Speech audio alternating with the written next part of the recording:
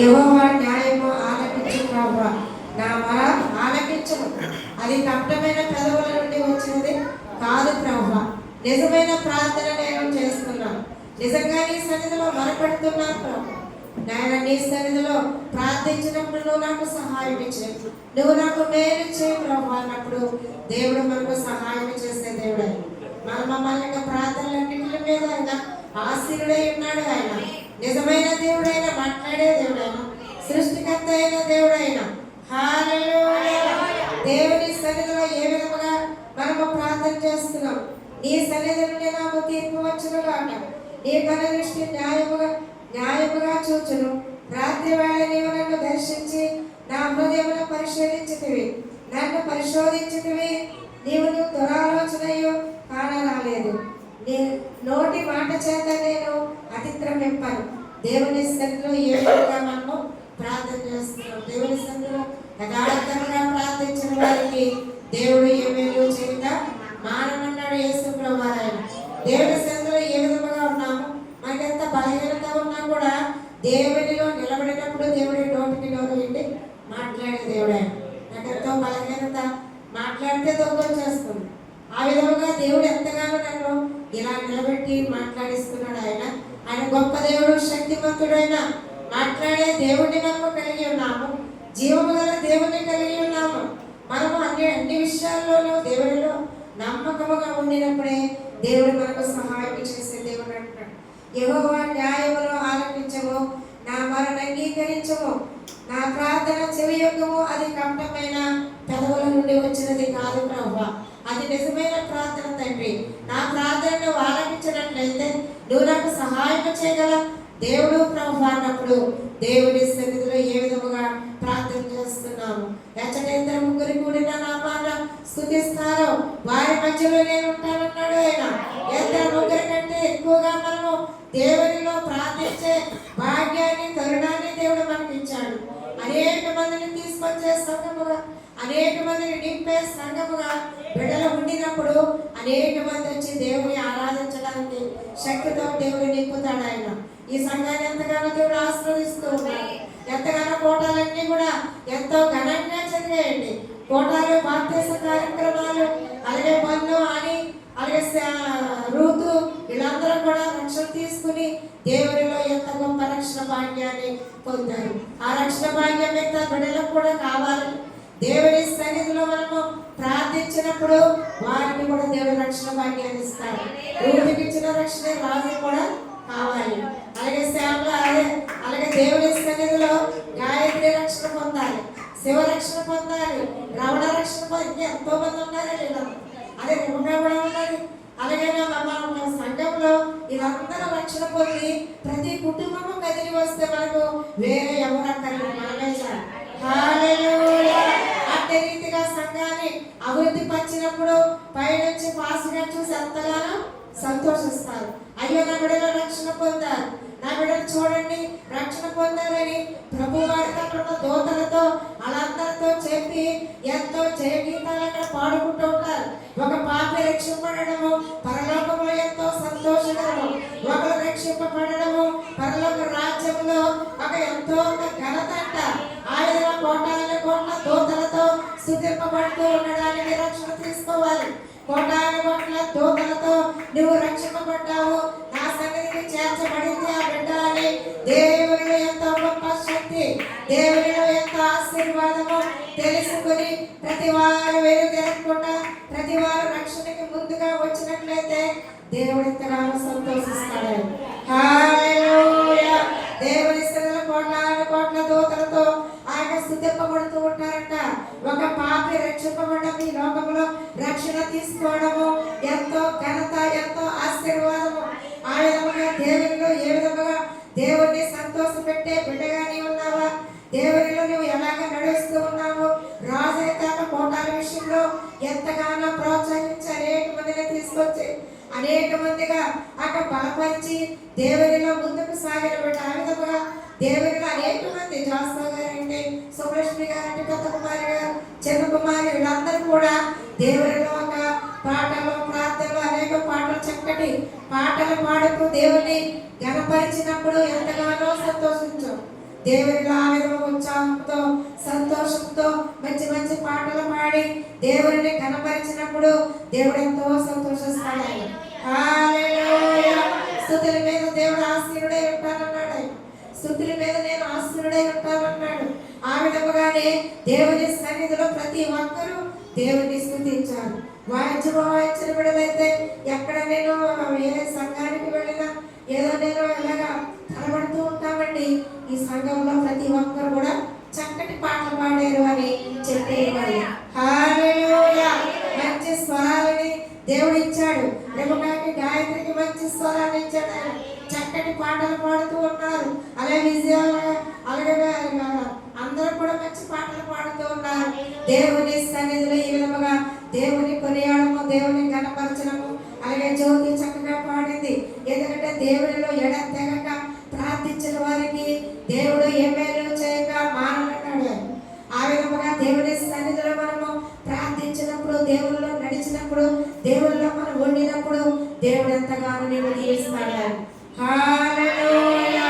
మన సంఘమంతా కూడా ఐక్యతగా ఉండి అనేక మందిని నడిపి ఏదైనా కోటాలప్పుడు ప్రతి ఒక్కరు కూడా మీరందరూ కూడా సహకరించబట్టే ఈ కోటాలు ఎంతో ఘనంగా జరిగాయి.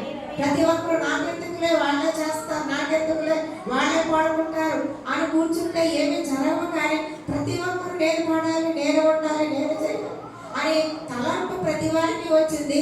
అందుకని కోటాలు ఆశీర్వాదకరంగా జరిగాయి. ఆ విధముగానే మన సంఘంలో ఏది జరిగినా కూడా అందరి ముందుకు వచ్చి ఈ విధముగానే ప్రతిసారి అలా కోరుకునేటట్లయితే దేవుడు ఎంతగానో సంతోషిస్తాడు. హల్లెలూయా. నవీన్ కుమార్ గారి సంఘం చూడండి ఎంతో ఆశీర్వాదకరంగా ఉన్నది. మీ బిడ్డలు చూడండి రక్షణ పొందారు అని దేవుడు చెప్తూ ఉంటాడు. ఎందుకంటే ఆత్మతో దేవుడు మాట్లాడుతూ ఉంటాడు. ఆయన జీవాధిపతి అయినా జీవము గల దేవుడైనా ఆయన చూడట్లేదు అనుకుంటామా? అందరు పైన ఉండేది చూడండి. ఈ లోకంలో అనేకమైన బలహీనతలు వచ్చినప్పుడు కూడా దేవుడు స్వస్థపరుస్తానన్నాడు. హల్లెలూయా. నాకైతే ఈ రోజు వరకు మాటే రాలేదు.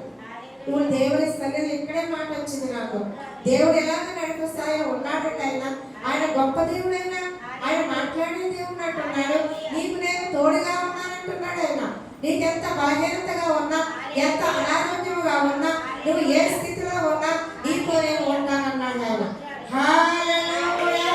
హల్లెలూయా.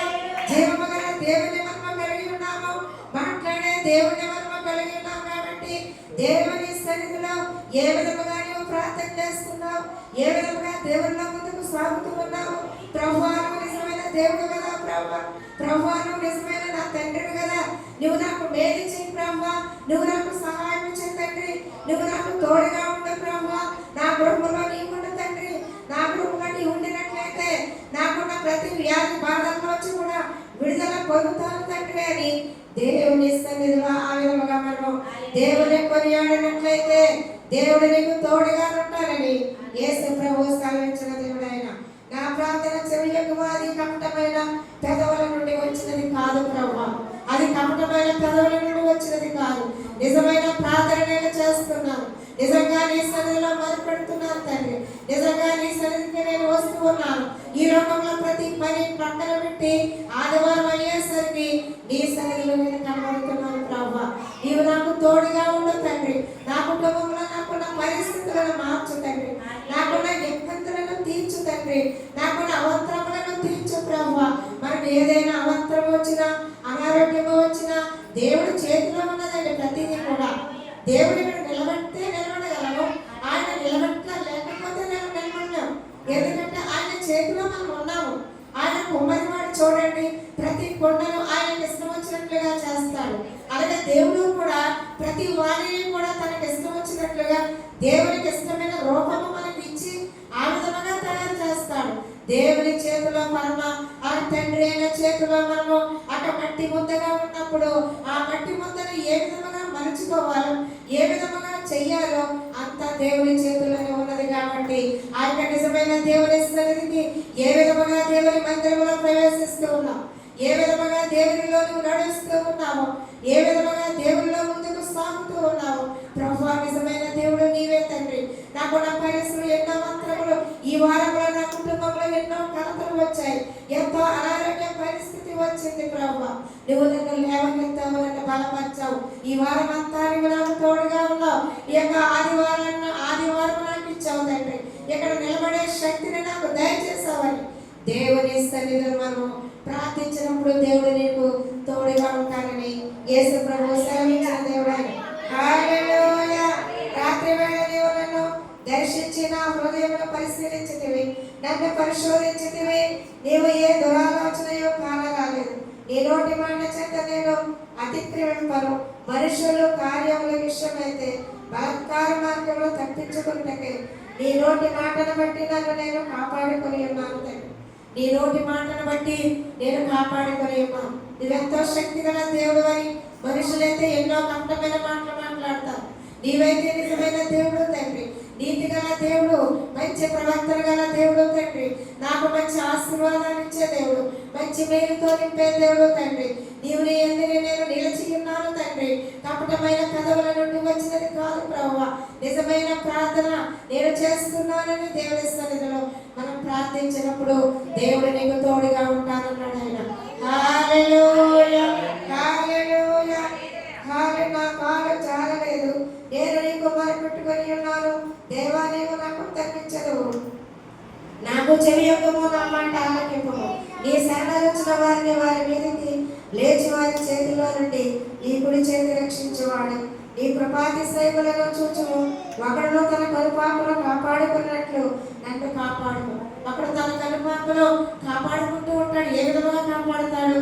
ఆ కనుపాపకు ఎటువంటి హాని రాకుండా, ఎటువంటి దెబ్బ తగలకుండా, తన కొడుకులో ఎటువంటి అపాయం రాకుండా దేవుడు తన హృదయాన్ని కాపాడుకుంటూ, దేవుడు తన హృదయాన్ని కాపాడుతూ, లేదా తన కనుపాపను కాపాడుకున్నట్లుగా దేవుడు నిన్ను కాపాడుతానని యేసు ప్రభువు సెలవిస్తూ ఉన్నాడు.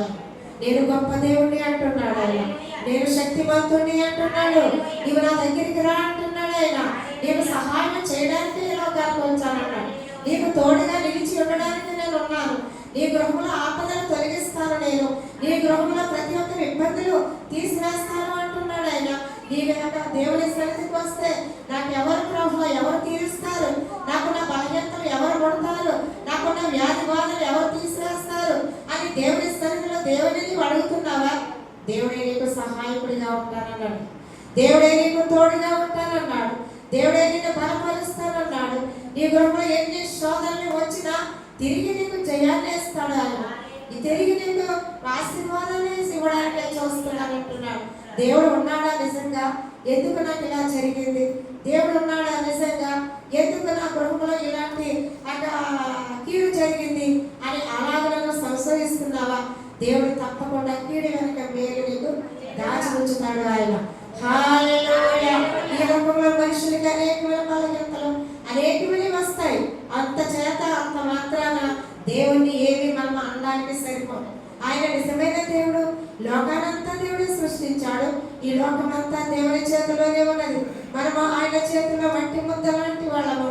ఆయన చేతులు ఎలాగ ఆయన మంచుకుంటే అలాగనే మనము తిరగాలి. ఎలాగ దేవుడు నీకు ఆశీర్వాదాలు ఇస్తే, ఎలాగ నీకు దేవుడిలో మంచి శక్తిని ఇస్తే ఆ విధముగానే నిలబడాలి. కానీ లేనిపోయిన దానికి పరిగెట్టినట్లయితే దేవుడు అక్కడి నుంచి నేను కిందకు తోసేస్తాడు. దేవుడు వాళ్ళకు వచ్చిన ఆశీర్వాదం నాకు కావాలి, వాళ్ళకు వచ్చినట్లుగా నేను మాట్లాడాలి, ఆ విధముగానే నేను ఈ విధముగా నడవాలి అంటే ఆయన దురాశకు మనం వెళ్ళకూడదు. మనకి ఇచ్చిన దాంట్లో మనకి ఇచ్చిన ఆశీర్వాదాన్ని మనం పట్టుకుని గట్టిగా దేవుని సన్నిధిలో మనం నిలబడి నడిచినట్లయితే దేవుడు ఎన్నడూ కూడా నేను విడిచిపెట్టనన్నాడు. ఆయన బలపరుస్తానన్నాడు, తలగా చేస్తానన్నాడు, మంచిదానిగా చేస్తా అన్నాడు, మంచి ఈవులను నీకు దయచేస్తానన్నాడు. కాబట్టి గొప్ప దానిగా నిన్ను తయారు చేయడానికే దేవుడు చూస్తున్నాడు. నీకు ఇచ్చిన ఆలోచనలు, నీకు ఇచ్చిన తలంపులు, నీకు ఇచ్చిన ప్రతిదీ కూడా చేత పట్టుకుని మనం నడవాలి. వేరే వాళ్ళని చూసి మనం అలాగే చేయాలి, అలాగే నేను నడవాలి అనే ఆలోచన నీలో దురాలోచనలలో పడకూడదు. ఆ విధంగా పడినట్లయితే దేవుడు అక్కడి నుంచి నేను కిందకు తోసేస్తాడు. లూసిఫర్ చూడండి, నేను దేవుని బట్టి వాడిని కాదా, నేను దేవునితో సమానంగానే నేను దేవుని చేయలేను, ఏదైనా చేస్తే అక్కడ జరిగిపోతుంది, నేను అనేక మందికి ప్రార్థన చేస్తే స్వస్థత కార్యాలు దేవుడు ఎలా చేస్తే అలా జరిగిపోతుంది, దేవుడు నాకు ఎంతో శక్తిని ఇచ్చాడని లూసిఫర్ గర్వించిందంట. దేవుని కంటే గొప్ప దేవుడి నేనేదని అందంట. ఆ విధముగా అన్నప్పుడు దేవుడు నీ గర్వం అలాగున్నదా? అక్కడి నుంచి కిందకి తోసేసాడు దేవుడు ఆయన. హల్లెలూయా. ఆవిడ ఏం చేసింది? గొప్ప శక్తిగా మారిపోయింది. ఇప్పుడు ఈ లోకంలో నువ్వెలా జయిస్తావో నేను చూస్తాను, నువ్వెలాగ వీళ్ళందరినీ మారుస్తావో నేను చూస్తాను, నీకంటే నేను గొప్పదానిని, నీకంటే నేను గొప్పవాడిని అని ఆ లూసిఫర్ అప్పటి నుంచి ఇప్పటి వరకు సైతాన్ శక్తితో నింపబడి ఉన్నది. ఆ విధముగా కాకుండా దేవుడు నీకు ఏదైతే ఇచ్చాడో అదే పట్టుకుని నడవాలి. అదే పట్టుకుని దేవుళ్ళలో నడిచినట్లయితే దేవుడు అన్నాడు కూడా నేను విడిచిపెట్టాడు ఆయన. హల్లెలూయా, హల్లెలూయా. వారు తమ హృదయములను కఠినపరుచుకొని ఉన్నారు, వారి నోరు గర్వముగా మాట్లాడును. మా అడుగు జాడలను గుర్తుపట్టి వారు ఇప్పుడు మమ్మల్ని చుట్టుకొని ఉన్నారు. మమ్మల్ని నేలను కూర్చుటకు గురిచుచున్నారు. వారు చీల్చుటకును ఆధారపడి సింహము వలె చాటైన స్థలములలో కొంచి కొదమ సింహము వలె ఉన్నారు. ఈ లోకంలో అనేక మంది కొదమ సింహం వలె చాటైన స్థలములలో కొంచి ఉన్నారు. దేవుడు నమ్ముకున్న బిడ్డలు ఏ విధముగా పడిపోతారో, ఏ విధముగా లొంగిపోతారో, ఏ విధముగా వాళ్ళు ఏదో మాటలు అలాగా అని అనేక మంది చాటైన స్థలములలో పొంచి ఉంటారట. వాళ్ళు ఆ విధముగా ఉంటారు. వాళ్ళకు దేవుడు సిగ్గుపరుస్తాడట. నీకు జయమే అంటున్నాడు ఆయన, నీకు ఆశీర్వాదమే అంటున్నాడు ఆయన, గొప్ప దేవుడే అంటున్నాడు ఆయన. ఈ లోకానికి ఎందుకు వచ్చాడు ఆయన? పరలోకము నుండి ఈ లోకానికి వచ్చాడు ఆయన. ఈ లోకానికి వచ్చినప్పుడు ఆయన ఏం చేస్తాడు? ప్రతి ఒక్కరూ రక్షింపబడాలి, ప్రతి ఒక్కరూ నాలోనికే రావాలి, ప్రతి వారు ఆయన నరకాన్ని తప్పించుకోవాలి అని యేసు ప్రభువు పరలోకము నుండి దిగి వచ్చాడు ఆయన. ఏ మంచి కార్యం చేయాలన్నా, ఎవరికి ప్రార్థన చేయాలన్నా యేసు ప్రభువు ఏం చేసేవారు? తండ్రిని కోరుకునేవారు. నా తండ్రి నాతో మాట్లాడు, నేను ఇప్పుడు ప్రార్థన చేస్తున్నాను, నువ్వు నాలోనికి రా తండ్రి, నువ్వు నాకు స్వస్థపరిచే యొక్క భాగ్యాన్ని నాకు దయచేయాలి. హల్లెలూయా. కుమారుడు తండ్రిని అలాగే అడుగుతున్నారు యేసు ప్రభువు. ఆ విధంగా మనం ఎవరిని అడుగుతున్నామో? మన పరలోకమందున్న తండ్రిని మనం అడగాలి. నేను ప్రార్థన చేస్తే స్వస్థత అయిపోతుంది, నేను ప్రార్థన చేస్తే మేలు పొందేశారు, నేను ప్రార్థన చేస్తే వాళ్ళకి ఆరోగ్యం వచ్చింది, ఆ విధంగా అనుకుని గర్వించకూడదని ఇక్కడ తెలియపరుస్తున్నాను. ఎందుకంటే తండ్రే దేవుడిని అడిగేవారు. అక్కడ 5 రొట్టెలలో 2 చేపలను చూడండి, ఆకాశం వైపు కరులెత్తి తండ్రి, పరమ తండ్రి, నేను ఇప్పుడు ఈ మంచి కార్యం చేయడానికి నాకు అనుమతించు ప్రభువా. నా తండ్రిగా చేసే యేసు ప్రభువా. ఆ విధంగా మనం ఏం చేస్తున్నాము? మనం దేవుని సన్నిధిలో ప్రభువా పలానా బిడ్డకు ప్రార్థన చేస్తున్నాను, తండ్రి నువ్వు నాకు తోడుగా ఉండు ప్రభువా, నేను నా చెయ్యి కాదు నీ చెయ్యి అని మనం అనాలి. మనం దేవునిలో మనం ఆ చెయ్యిని వారి మీద పెట్టినప్పుడు వారికి స్వస్థత కలుగుతూ ఉన్నది. హల్లెలూయా. ఎప్పుడు కూడా ఎవరికి వారి గొప్పవారు కాదండి, ఎవరిలోనే స్వస్థత లేదు, ఎవరిలోనే జీవము లేదు, కానీ దేవునిలోనే స్వస్థత ఉన్నది. దేవుడే మనకు సహాయం చేయాలి, దేవుడే మనకు తోడుగా ఉండాలి. ఇక్కడ ఎవరిలోనే శక్తి లేదు, కానీ 2-3 కూడి దేవుని నామాన్ని ఎవరైతే ప్రార్థన చేస్తారో వారి మధ్యలో నేను ఉన్నానన్నాడు ఆయన. హల్లెలూయా. 2-3 కంటే ఎక్కువగా దేవునిలో మనము ప్రార్థన చేస్తున్నాం. మన మధ్యన దేవుడు ఉన్నాడు. ఆయన ఆత్మస్వరూపుడు అయిన దేవుడు మనలో నుండి నడిపిస్తూ ఉన్నాడు, మనతో మాట్లాడుతూ ఉన్నాడు. ఆయన ఇక్కడ ఎవరు లేరు, పాస్టర్ గారే ఉన్నారని అనుకుంటూ ఉన్నారేమో, కానీ ఇక్కడ దేవుని యొక్క శక్తి ఉన్నది. హల్లెలూయా. దేవుని యొక్క ఆశీర్వాదం ఉన్నది, దేవుని యొక్క దీవెన ఉన్నది. పాస్టర్ గారు ఎంతగానో విశ్వాసులను బలపరిచి జాస్వా గారిని అయితే రక్షణ తీసుకోవాలి, ఇంకా తీసుకోవాలండి. భాస్కర్ తీసుకుంటే మీతోనే తీసుకుంటాను. ఆ విధంగా నేను చాలాసార్లు కలవన్నప్పుడల్లా కూడా రక్షణ తీసుకోండి అనేదే, రండి మందిరానికి అనేదే, వస్తారన్న టైం ఉందండి ఎప్పుడే రాననేవారు. ఆ విధముగానే ఎప్పుడు ఎవరికి రక్షణ ఇవ్వాలో అంతా దేవుడి చేతిలోనే ఉన్నది. రక్షణ యెహోవాది, రక్షణ యెహోవా దేవుడిచ్చేది. ఆ రక్షణ ఎవరితో ఇప్పించాలి? కుమారుడితో ఆయన ఇప్పించి ఉన్నాడు మాస్టర్ గారు. ఆ కుమారుడు ఉన్నాడు కదా, ఆ బిడ్డ ఇస్తారులే. ఆ విధముగా నేను దేవుని సన్నిధికి వెళ్ళినప్పుడు ఆ నా కుమారుడు అక్కడ సేవ చేస్తున్నాడు కదా, ఆ బిడ్డ అయితే నీకు రక్షణ ఇస్తాడని అక్కడ సెలవిచ్చి ఉన్నారు. హల్లెలూయా. కుమారుని ఇక్కడ ఏర్పాటు చేశాడు దేవుడి బిడ్డ. దేవునిలో మనము ఎంతగా ముందుకు నడిచిన యోగ్యత మాస్టర్ గారు లేరే అనుకుంటున్నావేమో. ఎక్కడ కుమారుని దేవుడు ఇక్కడ సిద్ధపరిచి ఉన్నాడు కనుక ఎంతైతే రక్షణ దేవుని నవీన కుమారుడు చేస్తాడు. జీవించడానికి దేవుడు అనే వరుణ కుమారుని ఏర్పాటు చేశాడు. హల్లెలూయా, హల్లెలూయా. దేవునిలో ఎంతో శక్తి ఉన్నదండి, దేవునిలో ఎన్నో జీవం ఉన్నది. ఆయన తప్పకుండా నీకు మంచి మార్గాన్ని ఏర్పాటు చేసే దేవుడు ఆయన తప్పకుండా మంచి జీవాన్ని ఏర్పాటు చేసే దేవుడు ఆయన. ఈ లోకంలో కురుకులతో గోక్కున్న ఆయన బిడ్డ అయితే ఉన్నాడు, ఆయన ధనవంతుడు ఉన్నాడు, లాజరు ఉన్నాడు. చూడండి అక్కడ లాజరు ఏం చేశాడు? ఆ కురుకులతో గోక్కున్నప్పుడు అక్కడ దేవుడు దూతలు వచ్చి లాజరు తీసుకుని వెళ్ళిపోయాడు. ధనవంతుడు ఒక దినమున చనిపోయాడు, కానీ వాళ్ళైతే నరకానికి వెళ్ళిపోయాడు. వాళ్ళిద్దరూ అలా ఉన్నారు కదా. నా యొక్క ఆ నవీన్ కుమార్ గారు ఎందుకు మనతో మాట్లాడారు? పరలోకమందు అన్ని చూస్తారు కదా అని నేను వాదించాను అతనితో కూడా. ఎందుకంటే దాకా జ్యోతి కుమార్ గారు వచ్చి నరకంలో ఆయన ధనవంతుడు ఉన్నాడు, లాజరు పరలోకంలో ఉన్నాడు, చూస్తూ ఉంటారండి కూడా. పాస్టర్ గారు అయితే నవీన్ కుమార్ గారు ఇక్కడ అన్ని చూస్తూనే ఉంటారు. నా సంఘంలో ఎవరైతే రక్షణ పొందుతూ ఉన్నారో, నా సంఘ బిడ్డలందరూ దేవునిలో ఎంతగా ముందుకు వస్తూ ఉన్నారో అని ప్రతి టైంని మన సంఘం వైపు చూస్తూనే ఉంటారు. ఎందుకంటే ధనవంతుడు చూడండి పరలోకం వైపు చూసి, నీ వేలు కొనతో నాకు ఒక చొక్క వేసినట్లయితే నేను చావకుండా బ్రతుకుతాను, నేనెంతో ఇక్కడ మలమల మాడిపోతున్నాను, నేనెంతో వేదన చెందిపోతూ ఉన్నాను, నేనెంతో కుమిలిపోతూ ఉన్నాను, ఈ నరకంలో నేను పట్టజాలకపోతూ ఉన్నాను. లాజరు నీ వేలితో ఒక చొక్క వేసినట్లయితే నేను బ్రతుకుతాను అంటున్నాడు ప్రభువారు అంటున్నారు. ఇక్కడ పెద్ద అగాధము మన మధ్యన ఏర్పాటై ఉన్నది. ఇది నీకు నాకు మధ్యన ఏర్పాటై ఉన్నది కనుక ఎక్కడి నుండి అక్కడికి, అక్కడి నుండి ఇక్కడికి రావడానికి కుదరదు అని ప్రభువారు వారితో మాట్లాడి ఉన్నారు. దేవుడిలో ఎంతో శక్తి ఉన్నదండి. ఆయన నిజంగా యేసు ప్రభువారు ఈ లోకంలో మనం నిజం కాదనుకుంటున్నామా? పరలోకంగా అమెరికా దేశంలో అవిధంగా ఉంటున్నప్పుడు నరకంలో అనేక మంది అక్కడ ఏడుస్తూ ఉన్నారంట. బాగా తవ్వినప్పుడు లోపలకల్లా చూసినప్పుడు, ఆ కెమెరాలు పెట్టినప్పుడు ఎంత లోపలకల్లా చూసినప్పుడు అనేక మంది ఆత్మధ్వనులతో అక్కడ ఏడుస్తూ ఉన్నారట. ఆ నరకాన్ని కనబడింది. ఆ విధంగానే అక్కడ నరకం ఎంత చెప్పినా అక్కడ ఈ లోకంలో మారకు ఎంతో మంది ఉంటున్నారండి.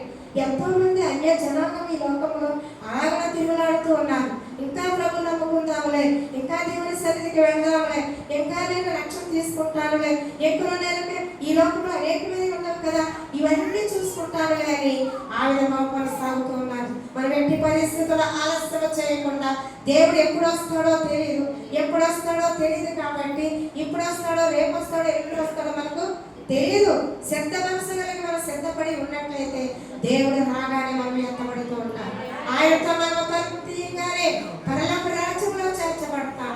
అక్కడ 10 మైళ్ళ బుద్ధి గల కన్యకులు ఎలాగైతే దేవుని సన్నిధికి చేర్చబడ్డారు, వెంటనే తలుపు వేయబడింది. అక్కడ బుద్ధి లేని కన్యకులు అనుకుంటారంట, ఇంకా వెళ్తానులే, ఇంకా దేవుడు ఎప్పుడు వస్తాడులే, నా కుమార్తె పెళ్ళైపోవాలి, నా కుమారుడి వివాహం జరగాలి, ఈ లోకంలో అన్నింటికి అడ్డుగా ఉంటుంది రక్షణ అయితే ఆ విధంగా అంటూ అనుకుంటూ ఉంటారు. కానీ దేవునిలో మనం నడిచినప్పుడు ఏది అడ్డుగా ఉండదు మనకు. ఆ వివాహాలు కూడా మనకు అనుకూలంగానే దేవుడు చేస్తారు. ఆ పెళ్లిళ్ళు కూడా యవనస్తులకు మంచి భవిష్యత్తును కూడా ఇవ్వడానికి దేవుడు చూస్తున్నాడు. అక్కడ రక్షణ యెహోవాదని దేవుడు సెలవించాడు. ఆయన ఆ రక్షణ మనం పొందుకొని దేవుల్లో మనం ముందుకు నడిచినట్లయితే ఎన్నడూ కూడా దేవుడు నేను విడిచిపెట్టనన్నాడు. యేసు ప్రభు గొప్ప దేవుడు అండి. ఆయన ఎలా చెప్పాలో తెలియక ప్రతి వారు కూడా దేవుడు నమ్ముకోండి అంటున్నారు. ఎందుకు ఎలా చెప్పాలి? ఎలా చెప్పినా మారట్లేదు ప్రజలు, ఎలా చెప్పినా దేవుడి మందిరానికి రావట్లేదు అని ఆ వేదనతో ఏం చెప్పాలి అన్నప్పుడు ఆ విధంగా చెప్తూ ఉన్నారు ప్రతి వారు కూడా. దేవునిలో ఎంతో శక్తి ఉన్నదండి, దేవునిలో ఎంతో ప్రభావం ఉన్నది. ఆ దేవునిలో ఆ విధంగా మనం దేవునిలో ముందుకు నడిచినట్లయితే దేవుడు ఎంతగానో నీ గృహాన్ని దేవుడు దీవించి ఆస్వాదిస్తాడు. ఈ చిన్న వాక్యము దేవుడు దీవించున్నాడు.